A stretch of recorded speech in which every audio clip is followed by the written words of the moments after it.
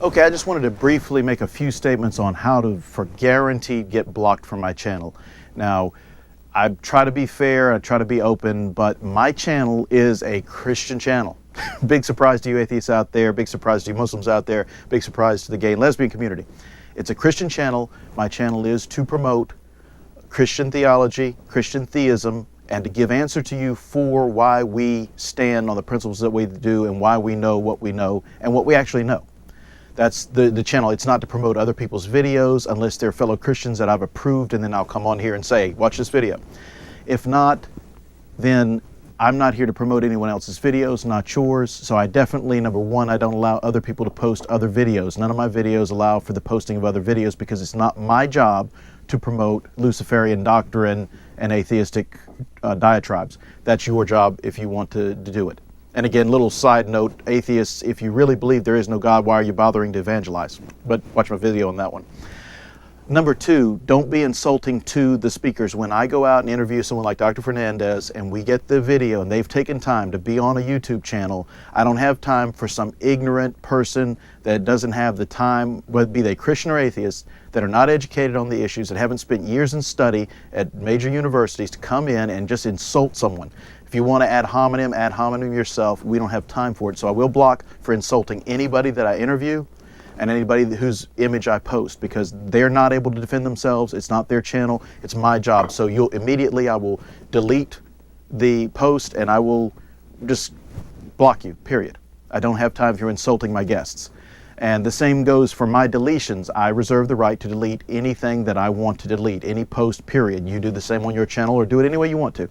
Some people are fair about it, some people aren't. Now, I generally don't expunge an entire debate unless, and I qualify that, unless that debate, in all fairness to the person I was debating, I delete both my posts and theirs, because it's not fair to leave up my post and delete theirs on a certain issue.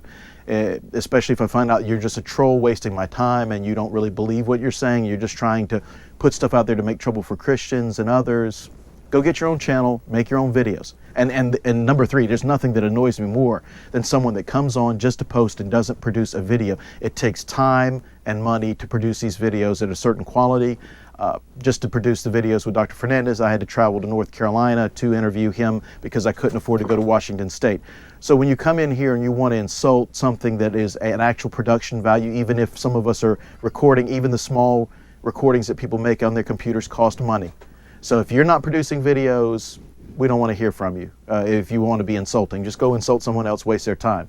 Now, if you have a direct objection to what I say and you want to post an argument, I have no problem with that. I welcome differing opinions. I don't expect you to take my word on everything, and I don't expect you to believe what I say just because I said it. I don't believe things just because people say it. I go back and check facts, and I expect you to do the same. But insulting my guests, going on and trolling me when you don't make your own videos, that's going to get you at least your comments removed, if not you blocked. But another way to get guaranteed for sure blocked every time is to use obscenity or profanity. Okay? You can talk trash about Thor, you can talk trash about the flying spaghetti monster, any false mythological creature there is. But you do not insult my God, Jesus the Christ, who came in the flesh and died for my sins and yours on my channel. Okay? I'm not even allowed to take his name in vain. So if you use obscenity or profanity, you are not only are we going to expunge everything you posted that has those in it, but you're definitely going to get blocked. So do not do that on my channel. My channel is for children and adults. If there's a video up that's too of a nature inappropriate for children, it will be set up so that children can't watch it if we're going to talk about a very sensitive issue. But as far as everything else, that's not acceptable. If you want to go curse and whatever else, do it on your own channel. I don't have time for it. You will definitely get blocked. But again, I reserve the right to block anyone, and if I block you and you come back with a new pseudonym and post again, ta-da, I'm not an idiot, you get blocked again. I don't understand why people think that I'm not going to catch on, that Jojo Binks 1 is Jojo Binks 1001 when I block Jojo Binks 1. You know, present it. And one do that I do recommend to keep you on my site is be honest, be straightforward, debate the issues, don't jump subjects, because lastly, but most importantly, if you start running down rabbit trails and every time I give you a fact that refutes your entire argument or refutes your main premise, which kills your conclusion, and you jump subjects and change subjects irrationally, knowing you've been defeated, then I'm probably going to block you just to stop wasting my time. Because if we're going to be intellectually honest here, we can debate the issues. If you nail me down on a fact or on a premise, I'm going to go back and show you that either A, that premise is not required for my conclusion, or I have a substitute premise for that premise. That would be my B option. I'll give you another premise that replaces the first premise and admit to my error. And C, we'll talk it out. If it's something where it's simply a semantic misunderstanding, then we'll talk through the issue and debate it. But as far as jumping subjects, every time I pin most atheists down, I get either denial or they jump subjects. But the thing is, I'm not going to jump subjects. I'll stay with an issue until you're satisfied that I've given you an appropriate answer. I'm not here with some 3-card Monty or some card game trying to show you and through sleight of hand that Christianity is really good, but don't watch my hands while I'm doing it, or watch the right hand, don't watch the left hand. We're not playing games. I know what I know. I have absolute confidence. My faith is not in my faith. My faith is in the loyalty of Jesus to fulfill all the promises he made to me. I don't have blind faith, and I'm not here to support blind faith. If you have blind faith, you got a problem, because you should have some sort of epistemology, facts, experience, and evidence to support what you claim you believe in. I hate the word believe, what you know. Either you know it or you don't know it. And I know what I know, and I don't mind defending that. So a recommendation is number your premises, give a formal argument. I'm so tired of people claiming that they've got college education, they can't make a formal argument. The sad thing is I openly acknowledge that most colleges now will not teach you, even in logic, to formulate a proper formal argument. And it's been years since I took, several classes in logic in college, so I may be a little bit rusty, and I may have to look to see if I made a simple mistake in my argumentation. But generally, I'm presenting arguments I've given over and over, and I've already looked for them for any mistakes in fallacies of relevance or other fallacies. And my fact checking, I'm going to go back. If you have a question about a fact, I posted, give me a yell, let's check it, and I'll try to give you sources. But if you want to get your stuff left up, make a legitimate attempt at a valid and true argument. Now, I have not yet seen a valid and true argument that refutes Christian theism. More power to you. I'm not telling you not to try, but do that. Give a numbered premise, give a formal argument, and then let's debate them premise by premise. And I've even commended several atheists that had valid arguments, but they weren't true arguments. They had false premises, but they made the effort to make a valid argument. And I respect that. And I'm not going to be a jerk with someone that takes the time to make a valid argument, because in making some of my own arguments in the past, I've made valid arguments that weren't true. It was a perfectly valid argument. The problem was it wasn't true. All the premises weren't true. So I respect an atheist that does that through lack of knowledge or lack of education at a certain point, and I point out, well, hey, if you refer to such and so text, or you go here and check this fact, you'll find out that that is actually not true. Conclusion number 3 is false, but it's a good argument. See if you can substitute conclusion number 3, you got a better shot. But no problems with that, but that is a do. If you put a formal argument up with number premises and an identified conclusion, and don't try to put prose and poetry up as though it's an argument, that'll work. Oh, and let's add a little 6A to the last things of getting blocked. I am so pathetically tired of this absolutely pathetic and sick thing of bad SAT similes on religious arguments. Don't come here on my video about, atheism is a religion, which it is, and I've presented an argument. I'm actually going to do a sequel to that soon and give a longer formal argument, 2 formal arguments, I believe, to prove that. But I get this, atheism is a religion like donuts are a pastry. That's bull. If you can make a formal argument refuting the video, you would. If you have to resort to bad similes like you're in a PSAT preparatory class, obviously you don't have a logical argument, because if you had a valid and true argument, you would post it and slam the door on me for good. So do not put that up there, because I reserve the right, as I do, to delete anything, but I'm especially going to delete anybody that doesn't even take the time to make an intellectual statement, that comes on here trying to make some kind of sarcastic dismissal. Sarcastic dismissals may be deleted. Sorry. If you waste the time to post it, I'm going to waste the time to delete it a lot of times because it's not an argument. Denials and simile are not argument. Give me an argument I can respect, even if you're wrong. Because like I said, sometimes I may make a argument on the fly during a debate that has a fallacy, and the guy will say, hey, well, what about this fallacy? And I'd say, you're right. Let me rephrase the argument. Let me change these premises and fix that problem. Because we need to be intellectually honest in what we're debating. But if you don't like what I'm saying just because it condemns where you're living in sin, that's not my fault. That's a personal problem between you and God, and you should take care of that and not get mad at me.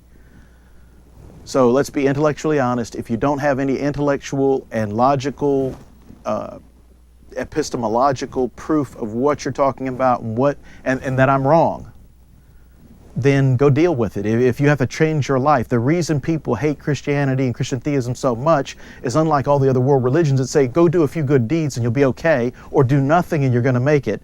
Christianity attacks us where we live in our sins and says we have to change our entire lives, and we know we can't change, we can't stop sinning. So it forces a fundamental change in our carnal, lustful, sinful natures, and that irritates everyone. And if you think I wasn't offended, you're a fool. I was just as much a sinner as all of you, and when I heard the gospel, even at a young age, I was offended. It upset me. It told me as a child that I was a sinner. And I knew I'd lied, I'd stolen, I had coveted other people's things, I had done immoral acts even as a child, and that was an offense to me. But God nevertheless slapped me in the face and said, you've sinned. Do you want me to save you or not? And I immediately repented and asked him to save me, and he did. And there was a transformation afterwards. I don't sin anymore. Now, I'm not saying I'm perfect, but what I'm saying is the reason people hate Christian theism and Christians is we are constant, ever-present reminders that all of you have sinned too. We're not the only sinners in the world. You have sinned too. And that upsets people. Anything else, most other world religions, it's easy to get along with them, with world religions and such, because they don't demand fundamental changes in lifestyle and fundamental changes in who you are. But God does.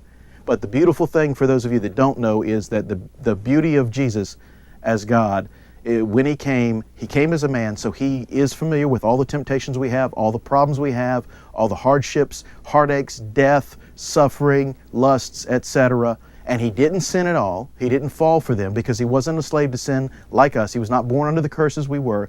He rose above those.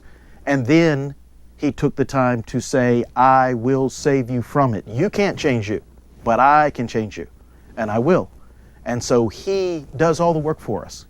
That's what people can't understand. That's what some people get upset about, is that this is a situation where everything's done for you. And man, we want to do things. I mean, even intellectually, even when you're studying, you study hard because you want to do something with your life. You want to know more. You want to achieve more. You want to earn it.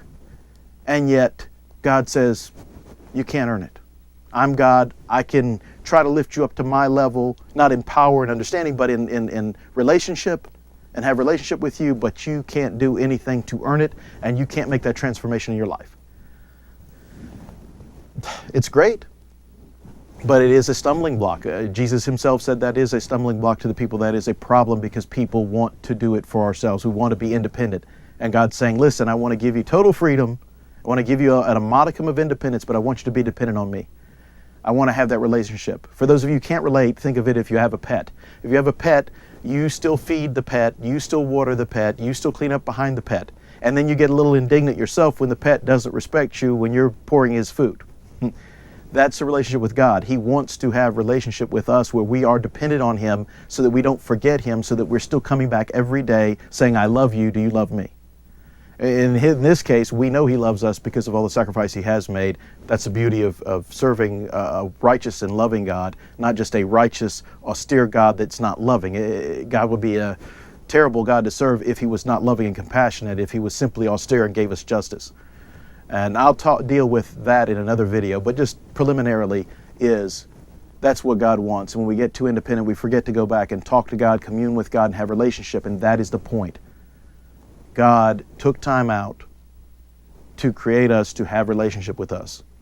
And the fact that the gospel is an offense to you, it is an offense to everyone, because it is a reminder to all of us that we're not God.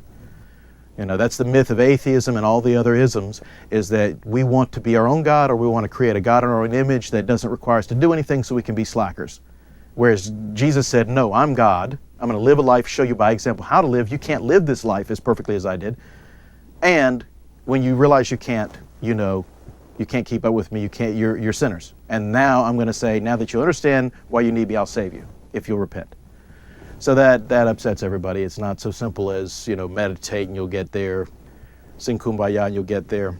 Different problems. But again, I'm getting on the sidetrack of the gospel, but I did want to explain that, you know, these are the 7, 8 things that you can do to get blocked and have your posts deleted. So please present formal arguments. I love them. Makes it easier to debate. If you can't present a formal argument, but you put it in a paragraph form and you get your premises right, no problem. But if I attack you on a fallacy, go find out what the fallacy is so you understand why I said it's false. Continue posting. I love to debate. I love to think. I love for you guys to think and challenge. You should not accept Christianity just because some idiot told you, I believe in Jesus. Bless God. You need Jesus. That's not an argument, folks. And I don't want to hear what you believe. I want to hear what you know. And you should be asking me, hey, what do you know? Not what do you believe? But have a great day. Keep up the posts. And for those of you that have posted really good arguments and challenging arguments, good job. Keep it up. We want to find truth, and that should be your objective, to find true reality and know reality as it is, not as someone tells you it is. Take care.